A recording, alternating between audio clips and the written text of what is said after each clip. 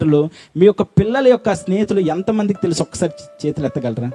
ఒకరు, ఇద్దరు, ముగ్గురు, ఇంకా చాలా చేతులు రావట్లేదు. అంటే మన పిల్లల యొక్క స్నేహితులు మనం తెలుసుకోలేకపోతున్నామంటే ఒక్కసారి మనం ఆలోచించాలి. ఎందుకంటే ఒక మాట నేను విన్నాను, అదేంటంటే తన స్నేహితుడు బట్టి ఆ యొక్క వ్యక్తి క్యారెక్టర్ అట చెప్పొచ్చట.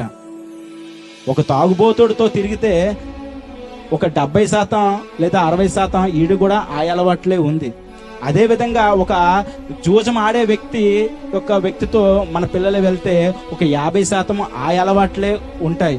అదేవిధంగా ఒక లోకానుసారంగా తిరిగిన వ్యక్తులతో మన పిల్లలు తిరిగినట్లయితే కొన్ని సందర్భాలలో వాళ్ళతోనే పడిపోతూ ఉంటారు. ఈరోజు పరిశుద్ధాత్మ దేవుడు కొన్నిసార్లు మనతో ఇలాంటి సమయాలలో మాట్లాడుతున్న మాట ఏంటంటే, మన పిల్లలైనా మనమైనా ఎవరితో స్నేహం చేస్తూ ఉన్నాము, ఎవరితో స్నేహం చేస్తే మన జీవితాలు బాగుపడతాయి అనే విషయాలు మనము నేర్చుకోవాలి. దేవునికి